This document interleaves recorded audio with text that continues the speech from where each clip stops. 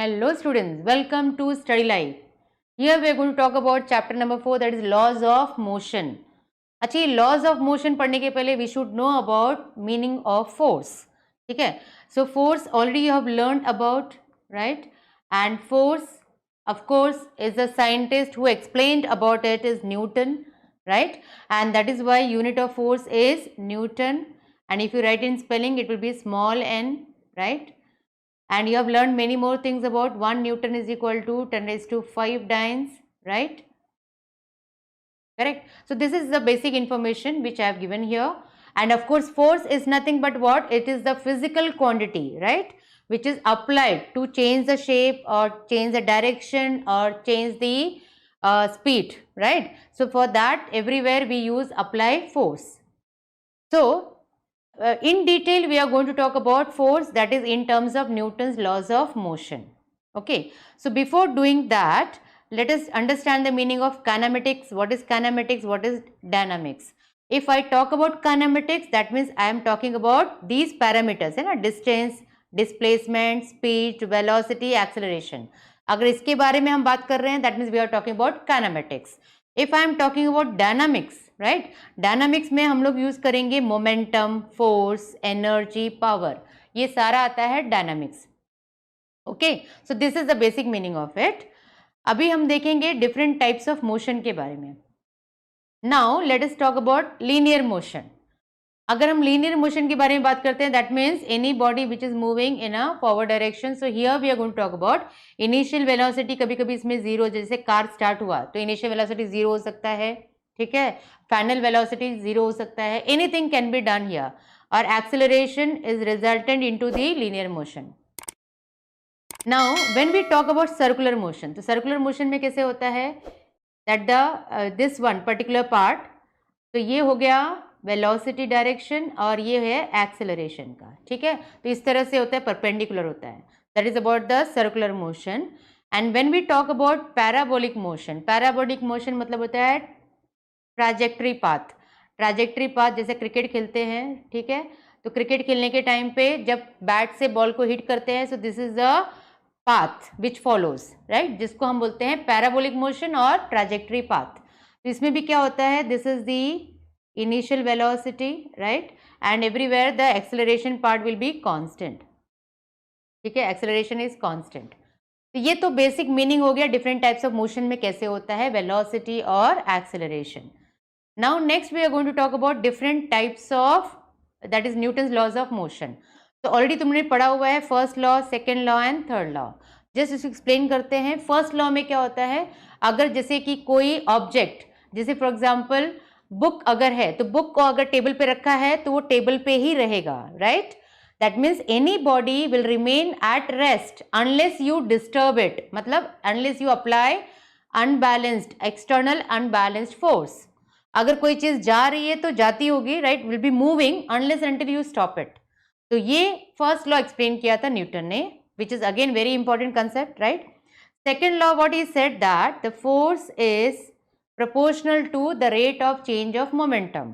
जैसे momentum change होगा, ठीक है, और क्या रेट पे चेंज हो रहा है, that will define force in that particular case, ठीक है. सो यहाँ पे मोमेंटम सबको पता है, मास इनटू वेलोसिटी होता है, ठीक है. So that is what is explain in case of second law of Newton, second law of motion. Third law तो बहुत पॉपुलर है, that is to every action there is always equal and opposite reaction.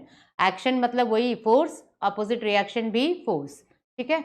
सो यहाँ से पूरा formula derive हुआ है, that is F is equal to ma, that is mass into acceleration, right. तो अगर फोर्स जीरो है मतलब v क्या हो गया, कांस्टेंट, ठीक है. So this is what is explained in the Newton's third law. तो ये तो first law, second law and third law के बारे में हो गया. And third law everywhere we use, swimming में भी यूज करते हैं. जब आप पुश, आगे बॉडी को पुश करते हो, मतलब पीछे you are applying force, action and then reaction, you are going ahead, ठीक है. तो ये सारे एग्जांपल्स हो गया Newton's laws of motion, which is again very very important. और first law of motion explains about inertia, क्योंकि हर बॉडी में इनर्शिया होता है, इसीलिए वो अपनी जगह पे होता है, ठीक है. Every body has got inertia. तो स्टेट ऑफ इनर्शिया होता है motion, state of rest, state of motion, like that. We are going to study in detail about it, ठीक है. Then comes the next part of it, is about inertial and non-inertial frame of reference. तो basically ये होता क्या है, inertial and non-inertial. If I talk about inertial, ठीक है, frame of reference, तो जैसे क्लासरूम है, तो क्लासरूम जो है inertial frame of reference है. तो क्लासरूम के अंदर जो स्टूडेंट्स है उनके लिए classroom will be inertial frame of reference. मतलब that frame of reference which is at rest. ठीक है. अगर मैं बोलूं कि car is moving, right, car is moving with the speed of से 45 किलोमीटर्स पर आवर, तो ये सेम स्पीड से जा रहा है ना कार. तो कार के अंदर जो पैसेंजर है उनके लिए कार क्या हो गया, इनर्शियल फ्रेम ऑफ रेफरेंस. क्योंकि अगर कोई फ्रेम ऑफ रेफरेंस, कोई सिस्टम अगर रेस्ट पे है या सेम स्पीड से मूव कर रहा है uniformly, so we call it as inertial. लेकिन अगर वो सिस्टम यूनिफॉर्मली नहीं है, एक्सेलरेशन है, तो we call it as non inertial. तो उसको हम बोलेंगे नॉन इनर्शियल. अभी एग्जाम्पल देखते हैं, जैसे कि ट्रेन लीविंग द स्टेशन. ठीक है, ट्रेन लीविंग द स्टेशन. अगर मैं ये बोलूं train is leaving the station, तो ये कौन सा फ्रेम हो जाएगा. तो ट्रेन के अंदर जो पैसेंजर है उनके लिए ट्रेन क्या हो जाएगा, non inertial. Why, because leaving the station मतलब पहले जो है स्पीड कम था, धीरे धीरे स्पीड बढ़ गया, तो we call it as what, non inertial.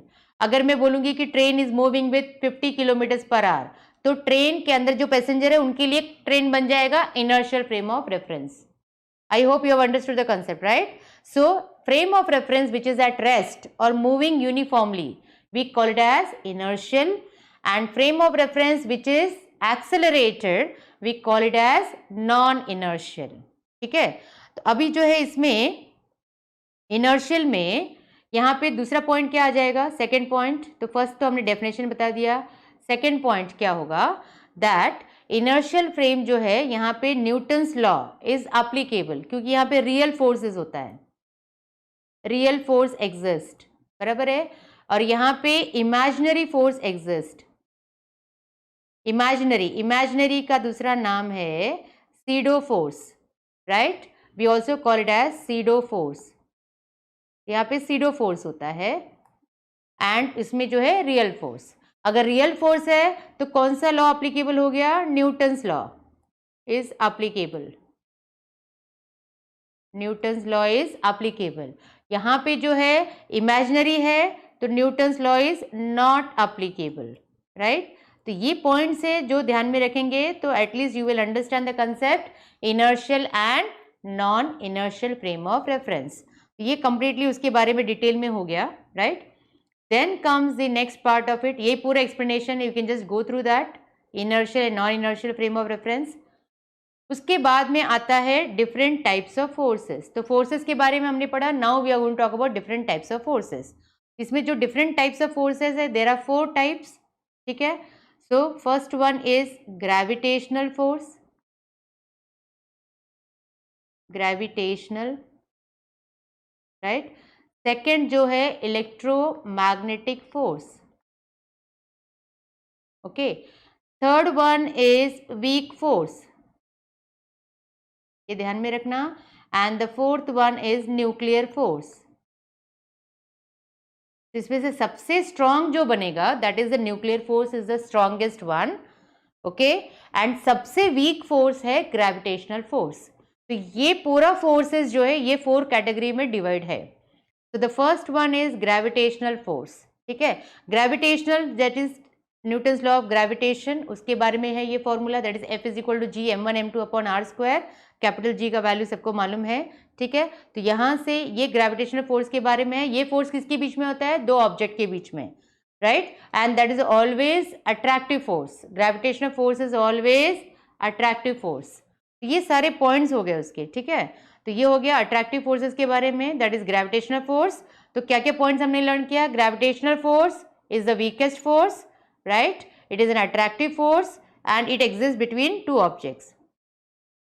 तो उसके बारे में ये है फॉर्मूला यहाँ पे कंप्लीटली दिया हुआ है. ठीक है. F is equal to G m1 m2 upon r square. तो यहाँ पे G m upon r square will be what, small g, that is acceleration due to gravity. ये सारा तो हमने ऑलरेडी पढ़ा हुआ है, ठीक है। Then comes the second type, that is electromagnetic force. तो इलेक्ट्रोमैग्नेटिक फोर्स मतलब इलेक्ट्रिक फील्ड भी होगा और मैग्नेटिक फील्ड भी होगा, so we call it is what, electromagnetic force. तो ये दोनों फोर्सेस यहाँ पे है, so we are going to talk about in detail about it. तो ये फोर्स क्या होता है, स्ट्रॉन्गर दैन ग्रेविटेशनल फोर्स होता है। These forces are stronger than gravitational, और gravitational is the weakest one, ठीक है। तो ये पार्ट इसमें कंप्लीट हो गया। सो दोनों मैग्नेट्स के बीच में या चार्जेस के बीच में जब फोर्सेस होता है उसको हम बोलते हैं इलेक्ट्रोमैग्नेटिक फोर्स। तो यहाँ पे देखो इलास्टिक फोर्सेस है, कोलिजन फोर्सेस है, विस्कोसिटी है, ये सब इस इलेक्ट्रोमैग्नेटिक नेचर में आता है, ठीक है। Then comes the strongest force, जिसको हम बोलते हैं न्यूक्लियर फोर्स, ठीक है। ऑफ कोर्स न्यूक्लियर फोर्स नाम से ही मालूम पड़ता है, it is inside the nucleus, ठीक है। सो ये जो है न्यूक्लियस है and electrons are revolving around this, तो ये कंप्लीट एटम हो गया, ठीक है। न्यूक्लियस के अंदर क्या होता है, that is there is neutrons and protons, right. Neutrons and protons, neutrons are electrically neutral and protons are positively charge. तो इमेजिन करो millions of positive charge is there inside the nucleus, और सब positive positive है, मतलब उसके बीच में क्या होगा, रिपल्शन, बट फिर भी रिपल्शन के बावजूद भी वो न्यूक्लियस के अंदर पूरा उसको बांध के रखा हुआ है।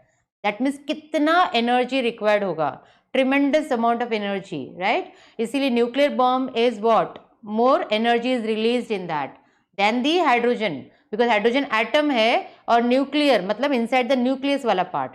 तो इसके लिए न्यूक्लियर फोर्स को जो है स्ट्रॉन्गेस्ट फोर्स बोलते हैं, ठीक है। It is the strongest force.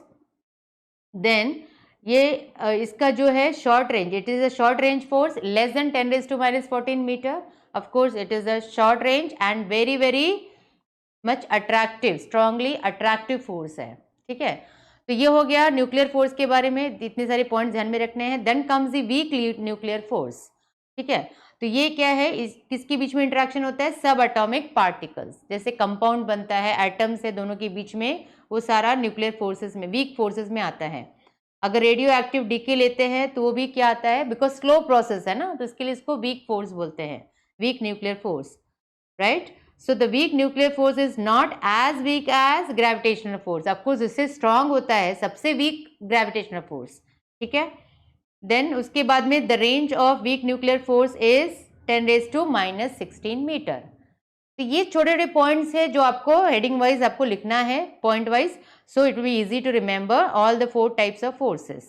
So we have learned the different types of forces. Then we are going to talk about the next part of it, that is contact force and non-contact force. अभी contact force नाम से ही मालूम पड़ रहा है, जब दो bodies contact में होगी तो उसके अंदर जो फोर्स होता है उसको बोलते हैं contact force. जैसे फॉर एग्जाम्पल फ्रिक्शनल फोर्स, ठीक है, फ्रिक्शनल फोर्सेस को हम बोलेंगे contact forces, right. And electromagnetic in nature जो भी फोर्सेस होते हैं that comes under contact forces. ये देखो फ्रिक्शनल फोर्स है, कॉन्टैक्ट फोर्सेस है, बिकॉज फ्रिक्शन के लिए दो बॉडीज तो चाहिए, विस्कोसिटी के लिए लिक्विड तो चाहिए, लेयर्स ऑफ लिक्विड चाहिए, ठीक है। सो उसके लिए जो वो सब आ जाता है कॉन्टैक्ट फोर्सेस में। लेकिन नॉन कॉन्टैक्ट मतलब जिसमें बॉडी का कोई कनेक्शन ही नहीं है, कॉन्टैक्ट में नहीं है, फिर भी फोर्स ऑफ अट्रैक्शन है, जैसे for example gravitational force, electrostatic force, magnetic force, है ना। ये सारा फोर्सेस क्या है, नॉन कॉन्टैक्ट फोर्सेस है, ठीक है। तो ये सारा जो है अंडरस्टैंड करना, यहाँ पे कॉन्टैक्ट में नहीं होता है, राइट। तो ये दो एग्जाम्पल्स हो गए, contact forces and non contact forces, right. When we push the table, right, when we push the table that comes under which force, contact, because two bodies are in contact, we are pushing our hand and table, ठीक है, दोनों contact में हो गए। we are going to talk about real forces and pseudo forces. real forces which actually exist, जैसे for example अगर आप lift में जा रहे हो, ठीक है, तो लिफ्ट में जब ऊपर जाते हैं तो यू फील लिटिल हैवी, और जब नीचे आते हैं तो यू फील लिटिल लाइट, बराबर है। So because of gravitational forces and acceleration of the lift, उसकी वजह से we feel that, right. So that comes under real forces, right. So lift के एग्जाम्पल में हम लोग वो चेक कर सकते हैं। देन एंड जो भी रियल फोर्सेज है everywhere Newton's law will be applicable, right. So ये हो गया उसके बारे में। बट फिर देन इमेजिनरी फोर्सेस क्या होता है? Pseudo force which we called as imaginary force. Imaginary force आप बस में एक्सपीरियंस करते हो, right? When bus is moving, right, suddenly bus rest पे है, our body is also, we are sitting inside the bus, हमारा body भी rest पे होता है. तो जब सडनली बस स्टार्ट होता है तो we get a jerk, right? तो जो जर्क होता है, nobody is pushing from behind, right, but still हमको जर्क फील होता है.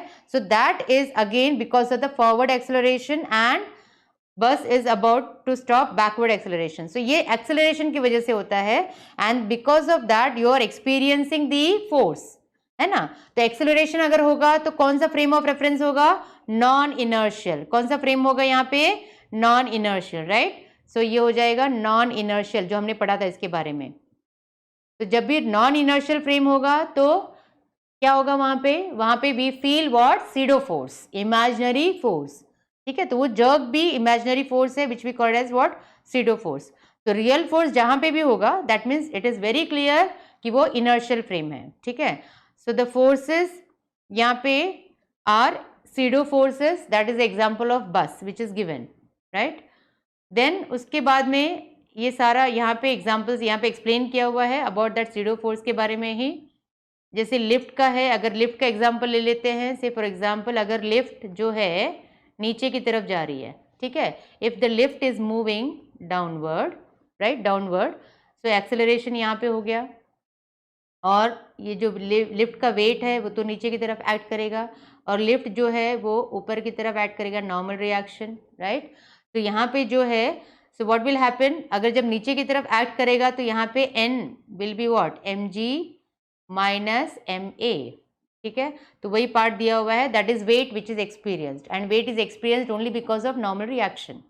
ठीक है, अगर यही अपवर्ड लिफ्ट अगर ऊपर की तरफ जाती है तो ये प्लस आता है, तो यू फील मोर वेट, और जब नीचे आते हैं तो you feel light, less weight. ठीक है, तो वही कंसेप्ट यहाँ पे बताया है completely. Then comes the examples. यहाँ पे this example you have to solve based on this, right? Now next we are going to talk about conservative forces and non-conservative forces. तो बेसिक मीनिंग क्या है conservative and non conservative?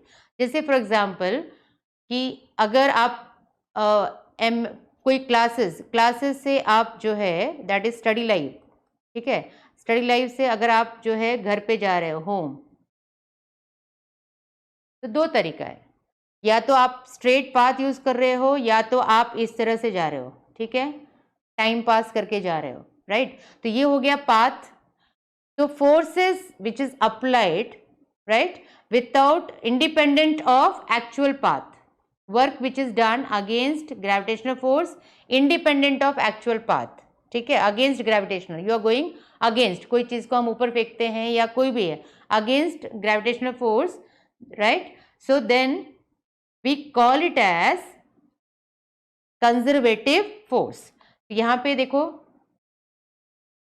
तो अगर कोई भी चीज जैसे work is done against gravitational force independent of actual path, तो we call it as what? Conservative force. और जहां पे हम पाथ मेजर करते हैं we call it as non conservative force.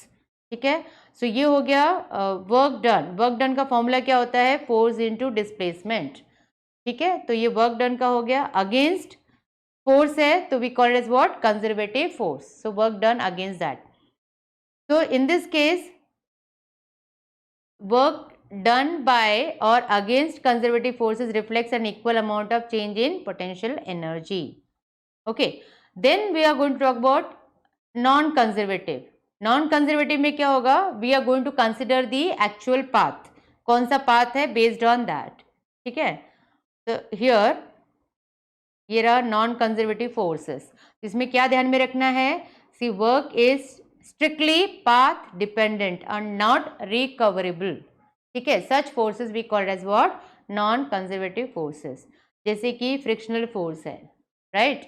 Frictional force road and tyre के बीच में frictional force होता है, so again that is what? Non recoverable, right? और उसका जो वर्क जो भी होगा वो पाथ पे डिपेंड करता है, लंबे टाइम के लिए है या जो भी है long path, so of course it will be dependent on that. ठीक है, तो हो जाएगा non conservative. Then comes the work done by a variable force. अगर फोर्स फिक्स्ड है तो कोई प्रॉब्लम नहीं है, लेकिन अगर वेरिएबल है, ठीक है, सो कैसे कैलकुलेट करना है उसके लिए फॉर्मूला है which we can just see that. Basically देखो वर्क का फॉर्मूला मालूम है हमको, F.S which we called as what, Fs cos theta, ठीक है। तो ये हो गया कंप्लीटली वर्क का formula. And to understand the work done by a variable force you can just have a look to this particular diagram. जब भी variable force का होगा, yes, now look into this, यहाँ पे अभी देखो ये पार्ट है non linear force, varying force, मतलब फोर्स जो है चेंज हो रहा है बट नॉन लीनियरली चेंज हो रहा है। और ये पर्टिकुलर ग्राफ में देखेंगे फेस फोर्स चेंज हो रहा है लेकिन लीनियरली चेंज हो रहा है, ठीक है। और कांस्टेंट फोर्स मालूम है कंटिन्यूअसली सेम फोर्स अप्लाई कर रहे हैं, ठीक है। तो ये दोनों केसेस में अगर वेरिएबल फोर्स है तो एक चीज तो ध्यान में रखो कि we are going to use integration, ठीक है। अगर वेरिएबल फोर्स को मुझे सॉल्व करना है तो मुझे इंटीग्रेशन यूज करना पड़ेगा। अब जैसे यहाँ पे डिस्प्लेसमेंट S1 से लेके S2 तक है, ये पर्टिकुलर केस में भी S1 से लेके S2 तक है, तो एरिया अंडर द कर्व वो निकालना पड़ता है to find out the work done, ठीक है। अगर वेरिएबल फोर्स है तो जो वर्क डन है we are going to find out area under the curve, तो उसके लिए वो फॉर्मूला यूज करना है। You can just have a look to this, ये रहा पर्टिकुलर फॉर्मूला, ठीक है। So work done will be integration of force into displacement S1 से S2 तक। इसके ऊपर ये बेस्ट सम दिया हुआ है, ये एग्जांपल है। देखो यहाँ पे फोर्स देखो चेंजिंग फोर्स है, राइट। ये फोर्स को कैसे सॉल्व करना है ये फॉर्मूला में यूज किया है, ठीक है। From S1 to S2 you can just see that from 20 centimetre to 40 centimetre दिया हुआ है यहाँ पे, राइट। तो ये वाला हम यहाँ पे यूज करके इसको सॉल्व कर सकते हैं। तो we can calculate work done under variable force, which is again very very important concept, because work done for the constant force तो हमको मालूम है Fs cos theta, बराबर है, but variable के लिए we are going to use this particular part. Let us talk about work energy theorem. अभी ये theorem study करने के लिए let us see that, suppose एक example ले लेते हैं कि एक box है, ठीक है, ये box को मुझे push करना है, ठीक है। तो यहाँ से शुरू किया, यहाँ पे फोर्स अप्लाई किया, सो इनिशियल जो है u है और यहाँ तक इसको लेके गए बॉक्स को, ये है v वेलोसिटी, ठीक है। तो यहाँ पे एक स्मॉल डिस्प्लेसमेंट हम लोग कंसिडर कर लेते हैं से ds, that is a small displacement which is used. अगर ये सारा पार्ट है तो अगर मुझे निकालना है वर्क एनर्जी थियरम, राइट, तो work energy theorem conservative forces के लिए क्या यूज करेंगे, वर्क इज इक्वल टू क्या होता है, फोर्स इनटू डिस्प्लेसमेंट। अभी स्मॉल वर्क है तो स्मॉल डिस्प्लेसमेंट हो गया, राइट। तो यहाँ पे जो है this part we can use it as F is nothing but what, ma, mass into acceleration, right. Now then this part we can take it as what, acceleration क्या होता है, dv बाय dt। तो ये particular part displacement upon time we also call it as what, velocity, right. तो ये हो गया dv, ये हो गया स्मॉल वर्क। लेकिन कहाँ से कहाँ तक फाइंड आउट करना है, तो टोटल वर्क के लिए मुझे क्या करना पड़ेगा, इंटीग्रेट करना पड़ेगा, right. To get the total work we need to integrate, integrate कहाँ से कहाँ करना पड़ेगा, u से लेके v तक, initial velocities to final velocity, right. तो इसके बाद में यहाँ से इसको हम बाहर निकालेंगे, m बाहर निकालेंगे, तो इंटीग्रेशन ऑफ v dv क्या होता है, v स्क्वायर बाय 2 होता है, राइट, v स्क्वायर बाय 2, कहाँ से कहाँ तक, u से लेके v तक।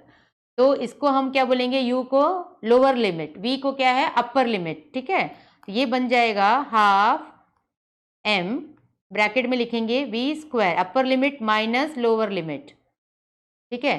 तो हमको फॉर्मूला आ जाएगा half m v square minus half m u square. अगर देखा जाए तो ये किसका फॉर्मूला है, काइनेटिक एनर्जी का। तो ये हो गया final kinetic energy, right. Half m v square is nothing but what, final kinetic energy minus initial kinetic energy, correct. तो इसको हम बोलते हैं चेंज इन काइनेटिक एनर्जी। तो ये वर्क डन हो गया, तो work is nothing but what, change in kinetic energy, right.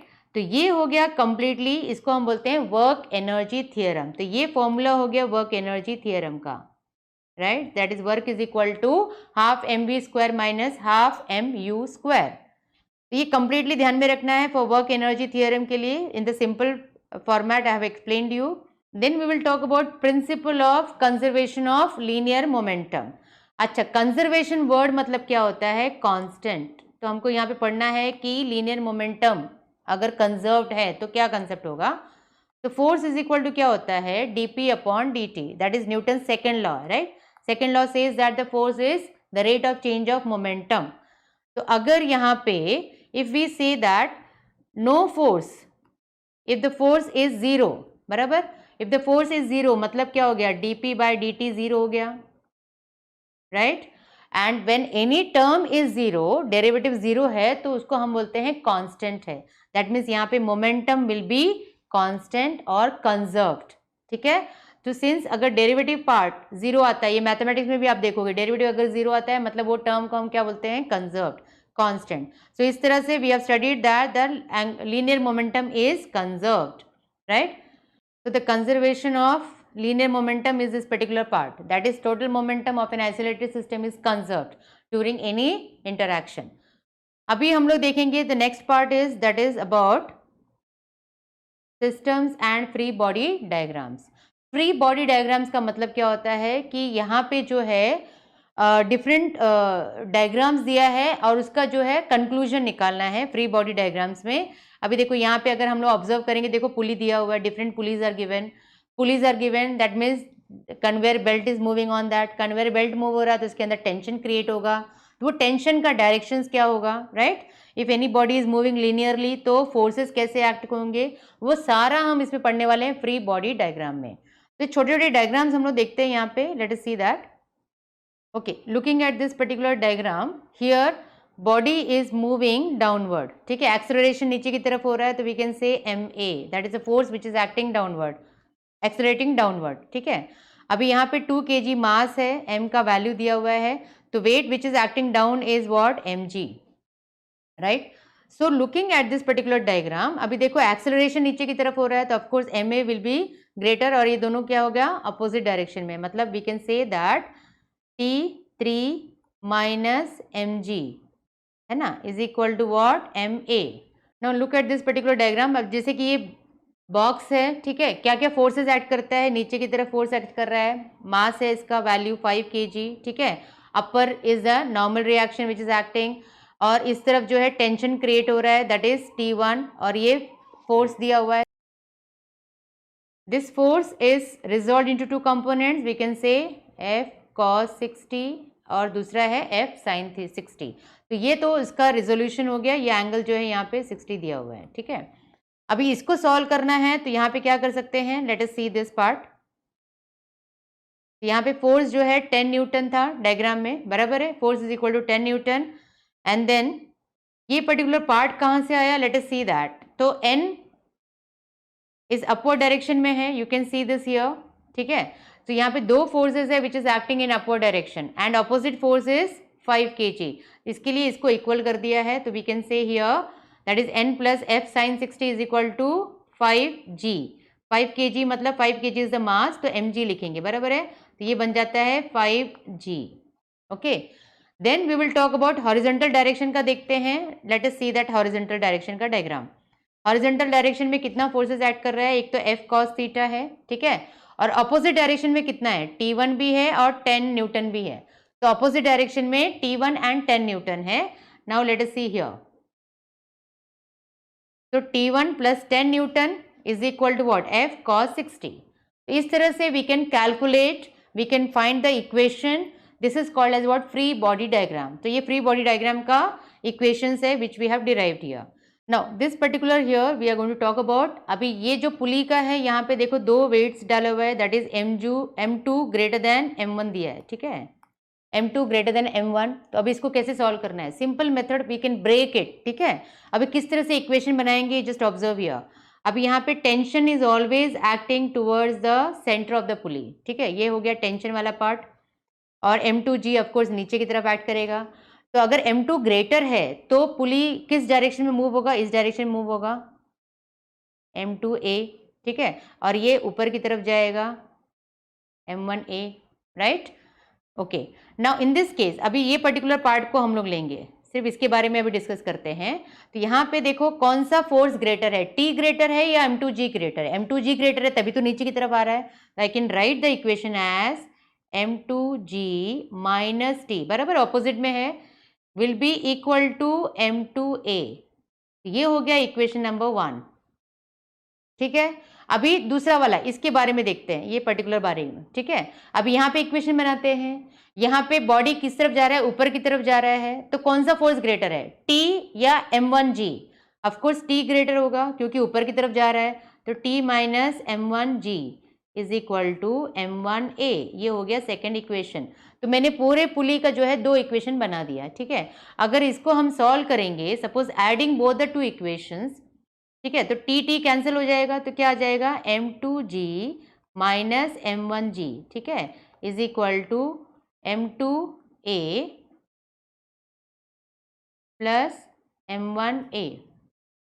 तो यहाँ पे g कॉमन निकल गया, तो m2 minus m1 is equal to a common निकल गया, m2 प्लस m1। तो ये फोर्स का फॉर्मूला हमको मिल गया यहाँ पे, ठीक है। अभी यहाँ ये particular part you can just see that force is equal to क्या मिला, m2 minus m1, right, is equal to g। अभी यहाँ पे मुझे निकालना है एक्सेलरेशन। तो एक्सेलरेशन क्या होता है, force upon mass, total mass. तो फोर्स तो मुझे मिल गया m2 माइनस m1g, और टोटल मास क्या होता है, दोनों को प्लस करेंगे तो टोटल मास हो जाता है, तो मुझे एक्सेलरेशन भी मिल गया, विच इज़ ईजी अगेन, ठीक है। और ये इक्वेशन मैंने ऑलरेडी लिखा हुआ है, तो यहाँ से मुझे टेंशन भी मिल जाता है कि टेंशन कितना क्रिएट हो रहा है, that is tension will be what, m1g plus a। एक बार इक्वेशन प्रॉपरली बना दिया, then it will be very easy to solve further. Then दूसरा इक्वेशन भी मैंने बना दिया था, m2g minus T is equal to m2a, तो यहाँ से भी मुझे एक्सेलरेशन मिल जाएगा, ठीक है। तो ये कंप्लीटली हो गया। सो this is all about t का formula, that is m2g minus a, और दूसरा सब्स्टिट्यूट करेंगे तो ये मिल जाएगा। तो ये कंप्लीटली फॉर्मूला मुझे मिल गया, ओनली सिर्फ 2 इक्वेशन बराबर से बनाने में, ठीक है। तो वो एक बार बराबर से अंडरस्टैंड कर लेंगे तो be easy to solve. Now let us talk about collisions, ठीक है। कोलिजन्स 2 टाइप का होता है, वन इज इलास्टिक कोलिजन और दूसरा होता है इन इलास्टिक कोलिजन। दोनों के बीच में छोटा सा डिफरेंस है। इलास्टिक कोलिजन मतलब क्या होता है, 2 बॉडीज कोलाइड होके सेपरेट होते हैं, और इन इलास्टिक में क्या होता है, 2 बॉडीज कोलाइड होके चिपक जाते हैं and together they move, they get stuck, right. So यहाँ पे अभी देखेंगे, जैसे 2 बॉल है, 2 बॉल अगर कोलाइड हो रहा है तो they get separated, so we call it is what, elastic collision, ठीक है। जैसे यहाँ पे दिया हुआ m1 and m2 balls, they collide, है ना, यहाँ पे कोलाइड हो गया है, राइट, और उसके बाद में क्या हो गया, सेपरेट हो गया, तो this comes under elastic collision, ठीक है। Then comes the next part of it. अभी इलास्टिक कोलिजन के लिए अभी डिटेल में पढ़ेंगे। तो during this collision the linear momentum is conserved, बराबर है, ये चीज ध्यान में रखना है। और एक चीज कंजर्व्ड होता है जिसको बोलते हैं काइनेटिक एनर्जी, तो काइनेटिक एनर्जी भी कंजर्व्ड होता है इलास्टिक कोलिजन में, ठीक है। तो यहाँ पे कंप्लीटली वो पार्ट हो गया। तो kinetic energy is also conserved in case of elastic collision. लेकिन अगर हम इन इलास्टिक का बात करेंगे, तो ये रहा इलास्टिक कोलिजन के बारे में। तो इन शॉर्ट, ये सारा पढ़ने से अच्छा है यहाँ पे शॉर्ट में मैं तुम लोगों को बता रही हूँ, that is collision. Basically collision के अगर बारे में पढ़ेंगे तो collision is of 2 types, one is elastic collision which you have to remember, other one is in elastic collision, ठीक है। इलास्टिक कोलिजन में क्या होता है, पॉइंट क्या है, 2 bodies collide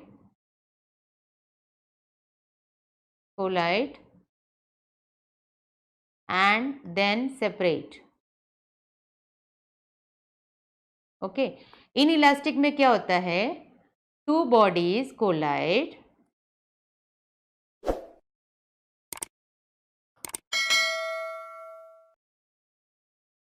and stick to each other। अभी एक एग्जाम्पल यहाँ पे कौन सा आ जाएगा, आप ले सकते हो क्ले बॉल, एग्जाम्पल में क्ले बॉल ले लिया, है ना, एंड मेटल बॉल ले लिया। तो दोनों को अगर आप कोलाइड करोगे तो क्या होगा, चिपक जाएगा, और मेटल साथ में लेके जाएगा क्ले को, ठीक है। और यहाँ पे एग्जाम्पल चाहिए तो 2 रबर बॉल हो गए, 2 रबर बॉल्स या प्लास्टिक बॉल्स जो भी है, ठीक है, you can use this. Then second point में यहाँ पे इलास्टिक कोलिजन में क्या होता है, linear momentum is conserved, linear momentum is conserved actually ये दोनों में कंजर्व्ड होता है, क्योंकि इसके पहले हमने पढ़ा था। यहाँ पे भी लीनियर मोमेंटम इज कंजर्व्ड, ठीक है। You can remember like this, linear momentum is conserved, right. But difference क्या है फिर यहाँ पे, इसमें kinetic energy is also conserved, okay. But यहाँ पे kinetic energy is not conserved, okay. So ये डिफरेंसेस हो गया between elastic and in elastic collision, ठीक है। तो ये चीज ध्यान में रखना, इतना एटलीस्ट कॉन्सेप्ट लर्न करोगे तो समझ में आ जाएगा। देखो कंजर्वेशन के लिए दिया हुआ है initial kinetic energy equal to final kinetic energy, और इन इलास्टिक में, इन इलास्टिक कोलिजन में आप देखोगे initial is not equal to final, ठीक है। Initial is always greater. तो ये हो गया completely about elastic and in elastic collision. When we talk about perfectly in elastic collision, ठीक है, तो परफेक्टली इन इलास्टिक कोलिजन में जैसे मैंने बताया दोनों क्या होते हैं, ज्वाइन हो जाते हैं, ठीक है। तो ये टाइप का भी कोलिजन देखते हैं। परफेक्टली इन इलास्टिक कोलिजन के लिए एग्जांपल है bullet fired towards a block, ठीक है। वुडन ब्लॉक है एंड बुलेट इज फायर्ड, तो क्या होगा, bullet will take the block together, ठीक है। तो वो परफेक्टली इन इलास्टिक कोलिजन हो गया, right. So remember that particular example, then we can have it. Now we are going to talk about, यहाँ पे बहुत सारे एग्जाम्पल दिए हुए हैं। Ball drop from some height to hard surface, तो क्या होता है, बाउंस बैक होता है, that also comes under. So ball rebounds exactly to the same height where it was dropped. So this collision between them, we call it as what? Elastic collision. तो inelastic collision के लिए हमने क्या देखा था कि that bullet is fired and blocked together they are moving, ठीक है। अगर बॉल थ्रो करोगे सरफेस पे से, अगर वो बाउंस बैक होता है सेम हाइट पे, we call it as what? Elastic. अभी इसके बारे में अभी हम लोग पढ़ेंगे कि दैट इज रेस्टिट्यूशन टर्म क्या होता है, ठीक है। कोएफिशिएंट ऑफ रेस्टिट्यूशन, तो ये डिग्री ऑफ कोलिजन को बताता है, दैट इज द क्या परफेक्ट कोलिजन है। So that explains the coefficient of restitution, ठीक है। So for two collision of two objects, ठीक है, negative ratio of relative velocity separation to the relative velocity of approach. अब ये सारा चीज क्या है, let us study in detail about it. When we say that, अभी जैसे फॉर एग्जाम्पल टू बॉडीज है, say mass m1 moving with velocity u1, this is another body mass m2 moving with velocity u2, right. Collision के बाद में क्या होगा, ये कौन सा वेलोसिटी से मूव होगा, final velocity, this is after collision, right, after collision, and m2 will move with velocity v2, okay. So coefficient of restitution says that ये particular formula, that is minus v s upon u a, meaning u a का मतलब क्या है, relative velocity of approach, जब पास में आ रहे दोनों दोनों बॉल पास में आ रहे हैं, सो उसको बोलते हैं अप्रोच पार्ट, ठीक है। देन उसके बाद में देन सेपरेशन क्या होता है, that is after collision, after collision को हम लोग बोलते हैं रिलेटिव वेलोसिटी ऑफ सेपरेशन और रिसीड, ठीक है। V S is equal to V two minus V one, इसका रेशियो को हम बोलते हैं कोएफिशिएंट ऑफ रेस्टिट्यूशन। तो यहाँ पे फॉर्मूला मिल जाता है v1 minus V two upon U two minus U one. You can remember this formula also directly, v1 minus V two upon U two minus U one. तो मतलब क्या हो गया, इसको हम बोलेंगे relative velocity of separation upon relative velocity of approach, ये ratio को हम बोलते हैं कोएफिशिएंट ऑफ रेस्टिट्यूशन। तो अगर ये परफेक्टली इन इलास्टिक कोलिजन है, right, that is bullet and block, perfectly in elastic है तो साथ में मूव होगा, साथ में मूव होगा मतलब फाइनल वेलोसिटी इक्वली होने वाला है। So then coefficient of restitution कितना हो जाएगा, 0। दैट मीन्स इनडायरेक्टली अगर E इज इक्वल टू 0 दिया है, that means it is understood ये कौन से टाइप का कोलिजन है, perfectly in elastic collision, okay. Then अगर E का value, right, in elastic collision हो गया, और E का वैल्यू अगर 1 है तो मतलब it is perfectly elastic collision, ठीक है। तो ये हो जाएगा परफेक्टली इलास्टिक, दोनों का कंडीशन समझ में आया। इन इलास्टिक के लिए, परफेक्टली इन इलास्टिक के लिए 0, ठीक है, तो परफेक्टली इलास्टिक हो गया। अभी यहाँ पे जो है coefficient of restriction during head on elastic collision हम लोग पढ़ने वाले हैं, during head on elastic collision. तो इलास्टिक कोलिजन के लिए दो कंसेप्ट मैंने बताया था, दोनों कंसेप्ट यहाँ पे यूज करना है। इलास्टिक कोलिजन में याद रखना है दो कंसेप्ट, कौन सा था? First one was momentum is conserved, momentum conserved, बराबर है। और दूसरा कंसेप्ट मैंने जो बताया था that was kinetic energy conserved. तो ये दोनों कंसेप्ट हम लोग यूज करेंगे। तो मोमेंटम कंजर्व्ड के लिए ये फॉर्मूला है, that is m1u1 is plus m2u2 is equal to m1v1 plus m2v2, right, we can use that. तो यहाँ से अगर हम ये पार्ट को इधर लेके आ जाते हैं यहाँ पे, तो you will get this particular formula, right. ये हो गया एक equation. Then we have studied kinetic energy is conserved. तो काइनेटिक एनर्जी का मतलब क्या होता है? Initial, total initial kinetic energy equal to total final kinetic energy. Initial kinetic energy बन जाएगा half m1u1 square, because initially ये मास जो है मूविंग विद वेलोसिटी u1 है, इसका काइनेटिक एनर्जी लेंगे। दूसरा जो बॉडी है मास m2 moving with velocity u2 है, इसका काइनेटिक एनर्जी लेंगे, राइट। और बाद में आफ्टर कोलिजन v1 से मूव करता है, राइट। तो ये फॉर्मूला हो जाएगा। उसके बाद में अगेन इसको भी यहाँ पे लेके गए तो you get this particular part. तो कौन सा फॉर्मूला यूज होगा? ए स्क्वायर माइनस बी स्क्वायर। तो हमने ये अप्लाई कर दिया यहाँ पे, ए स्क्वायर माइनस बी स्क्वायर, ठीक है। तो ये पार्ट हमको मिल गया। देन आफ्टर यूजिंग दिस दो इक्वेशन हमको मिल गया, one is for the linear momentum and one is for the final momentum. तो दोनों को अगर आप डिवाइड करेंगे तो you will get this particular formula, right. Because initially जो हमको मिला था, अगर आप देखोगे यहाँ पे, after dividing you will get this and from here you are getting this particular formula. So elastic collision के लिए फॉर्मूला हमको मालूम है v1 minus v2 upon u2 minus u1। तो यहाँ से मुझे क्या मिल जाएगा? 1। तो perfectly elastic collision के लिए you are getting coefficient of restitution as 1 and inelastic के लिए you are getting coefficient of restitution as 0। ये हो गया completely about that particular part, ठीक है। अभी जब जो है next one we are going to talk about final velocities for elastic collision, ठीक है। So हमने वो जो equation निकाला था, जैसे कि u1 plus v1 is equal to we got it as what? v2 plus u2, है ना। ये इक्वेशन मिला था, तो यहाँ से मुझे v2 का वैल्यू मिल गया, ठीक है, शिफ्टिंग वन अदर साइड। और इसको जो है फर्स्ट इक्वेशन पे, दैट इज मोमेंटम के इक्वेशन पे अगर आप सब्स्टिट्यूट करोगे, you just do it, then you will get the formula v1 as m1 minus m2 upon m1 plus m2 into u1 plus 2m2 upon m1 plus m2 into u2। ये हो गया final velocity of a body during head on elastic collision. जब वो elastically collide होंगे तो ये फॉर्मूला मिलेगा। Similarly we can use v2। तो जहां पे m1 है वहां पे m2 यूज करेंगे, तो same formula you can directly get it here, ठीक है। So this is all about final velocities we have calculated. Next we are going to talk about loss of kinetic energy during perfectly inelastic. Because inelastic collision होगा तो loss of energy होता है, और वो कितना होगा वो हम लोग कैलकुलेट कर सकते हैं। ये तो कंजर्वेशन ऑफ एनर्जी हो गया, m1u1 plus m2u2 is equal to m1v plus m2v, because final velocity same है।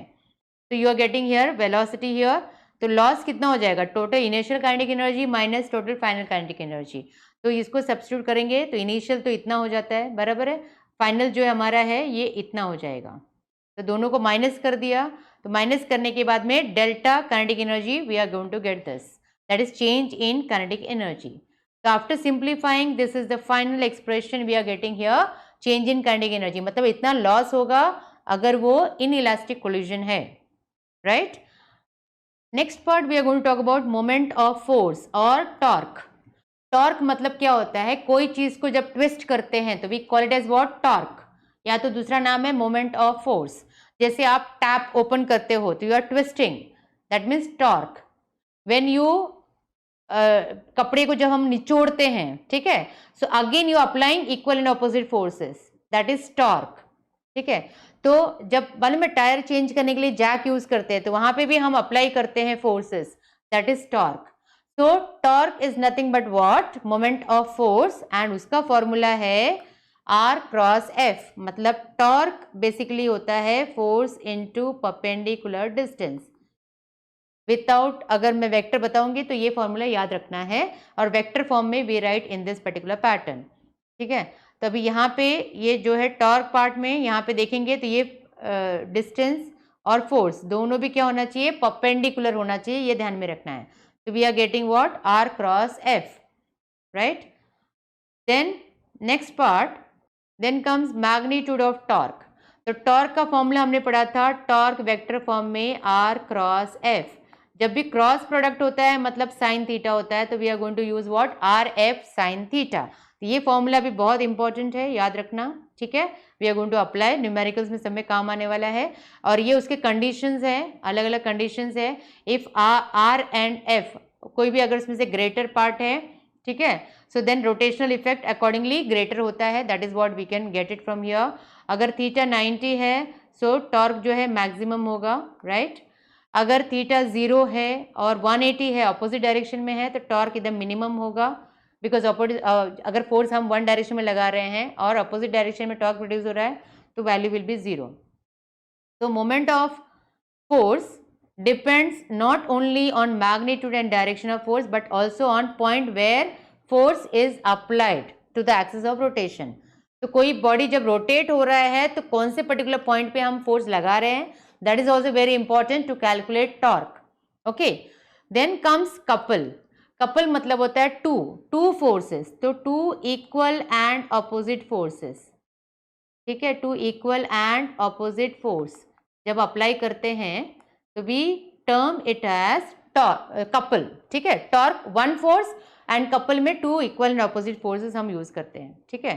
So that particular concept we are going to use here. Again this is also use to for purely rotational motion के लिए apply करते हैं।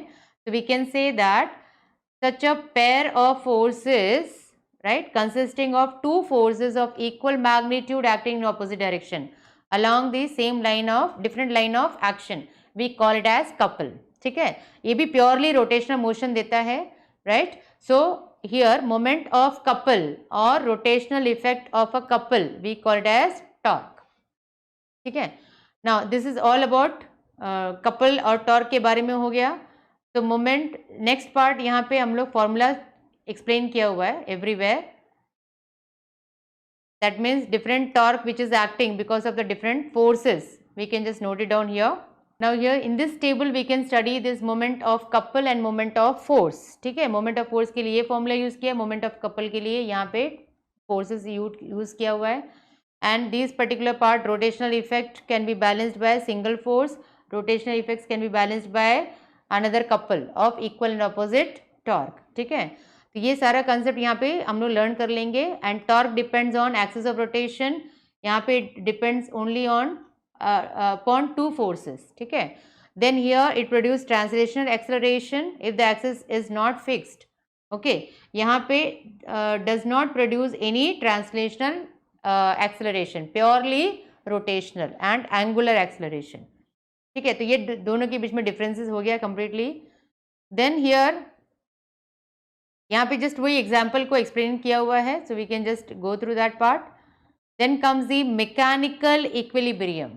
Equilibrium मतलब क्या होता है, that अगर मोमेंटम यहाँ पे कांस्टेंट है, ठीक है, और एक्सटर्नल अनबैलेंस्ड फोर्सेस नहीं है, तो we call it is what, mechanical equilibrium. That means earth which is rotating about its own axis is at mechanical equilibrium. That means there is no external forces acting on it, unbalanced force और torque is acting on it। तो यहाँ पे दो type का होता है, एक तो मैकेनिकल इक्विलिब्रियम होता है, तो where we say that external force acting is 0, और दूसरा होता है torque. For mechanical equilibrium 3 states we are going to talk about, that is stable, unstable and neutral, ठीक है। स्टेबल के लिए ये पर्टिकुलर डायग्राम है, दिस इज फॉर स्टेबल के लिए, where the body is kept on the U shape part में है, it is at stable position, stable equilibrium. यहाँ पे जो है ये थोड़ा सा अनस्टेबल है, because it will not remain there, it will move. ये अनस्टेबल पोजीशन हो गया, एंड ये जो है न्यूट्रल पोजीशन हो गया। सो ये है मैकेनिकल इक्विलिब्रियम का different states, right. So this is all about the states of mechanical equilibrium. Next we are going to talk about, yes, based on that numericals है, you can just solve all the examples, solve examples, that will be really helpful to you all। Then comes the centre of mass. Centre of mass is a very important concept. जैसे कि कोई भी object है, अभी ये particular pen है, इसको मुझे बैलेंस करना है, तो it will balance only at one particular point. That means at that particular point whole mass of the body is suppose to be concentrated. ठीक है, उसको सेंटर ऑफ मास बोलते हैं. ऐसे ही हर एक बॉडी का जो है बैलेंसिंग पॉइंट एक ही होता है. कोई भी शेप का बॉडी ले लो, balancing point will be the same. ठीक है, एक ही पॉइंट होगा, वो पॉइंट को हम बोलते हैं सेंटर ऑफ मास. अगर सपोज पार्ट, अगर ये पेन है, पेन को अगर मैंने ब्रेक कर दिया, ठीक है, ये ऑब्जेक्ट को अगर ब्रेक कर दिया तो क्या होगा, centre of mass will change because distribution of particles change हो गया. ठीक है, so that is the main concept here. So centre of mass basically we can say that, we can say for center of mass as the point at which whole mass of the body is supposed to be concentrated.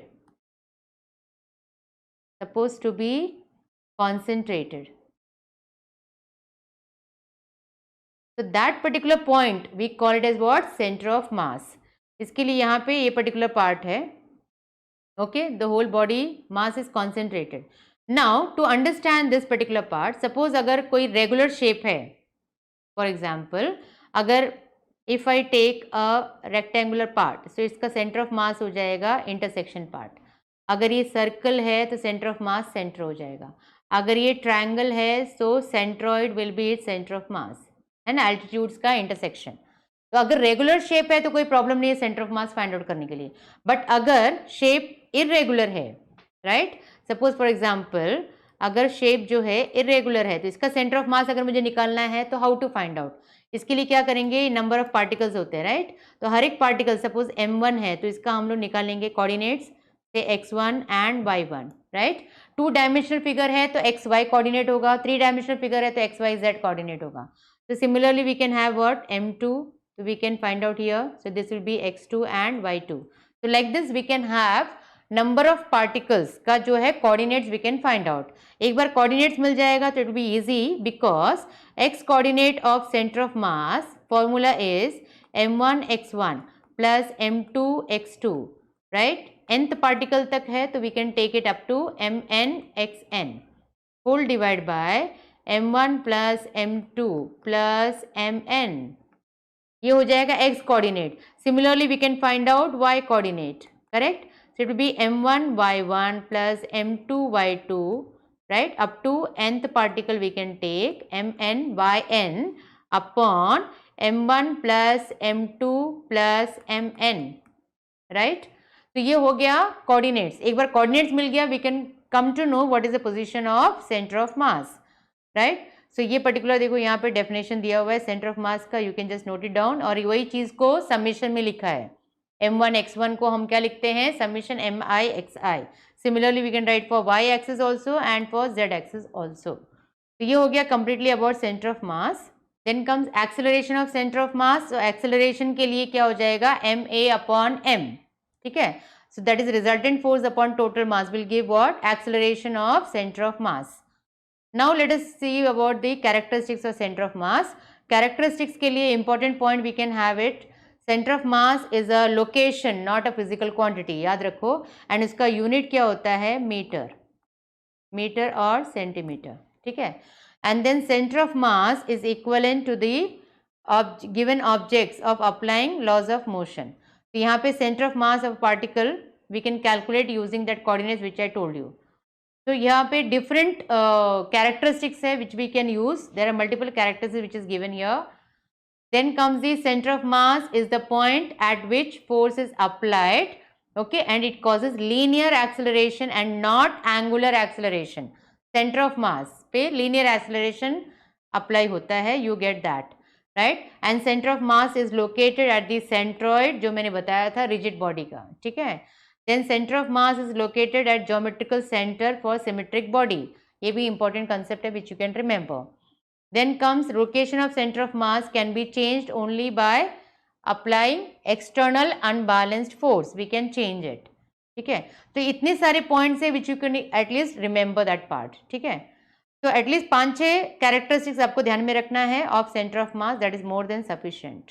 This is all about centre of मास। यहाँ पे diagram में दिखा सकते हैं कि यहाँ पे देखोगे तो बॉडी का जब वो जंप करता है, राइट, रास्पबेरी फ्लॉप में क्या हो जाता है कि उसका centre of mass keeps on changing, ये पाथ हो गया टुवर्ड्स द ग्रेविटी। तो टुवर्ड्स द ग्रेविटी को हम बोलते हैं सेंटर ऑफ ग्रेविटी।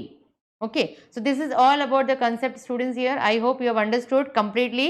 यहाँ पे देखो सेंटर ऑफ ग्रेविटी का भी फॉर्मूला दिया हुआ है। Centre of gravity we can remember is the body around which point where the resultant torque due to the force gravity is 0। so that is the center of gravity part is given। तो उतना ही formula ध्यान में रखना है, that is more than sufficient। तो till here complete revision of laws of motion has been done। जो important concepts है वो पूरा मैंने explain करके लिख करके आपको explain किया, that is more than sufficient to understand।